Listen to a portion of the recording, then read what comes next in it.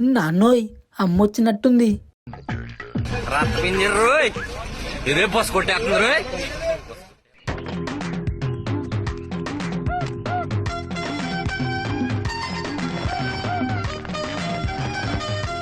ఇంట్లో పని చేయమని చెప్తే ఊరి మీద పడి బలాదురుగా తిరుగుతారా? అసలు మీ ఇద్దరిలో ఎవరిని ఎవరు చెడగొడుతున్నారో నాకు అస్సలు అర్థం కావట్లేదు. వీడే నన్ను చెడగొడుతున్నాడు భాగ్యం.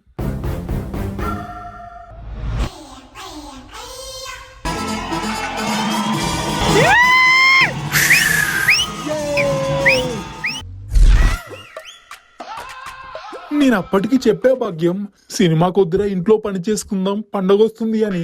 అప్పుడు ఈడేమన్నాడంటే, తొక్కలో పని, అమ్మకు కూడా భయపడతావా నువ్వు, నేను మేనేజ్ చేస్తాలే అని అన్నాడు భాగ్యం. వీడు నేను రానన్నా నన్ను బ్లాక్మెయిల్ చేసి మరీ తీసుకెళ్లాడు భాగ్యం. వీడు నా గురించి నీకు తెలుసు కదా.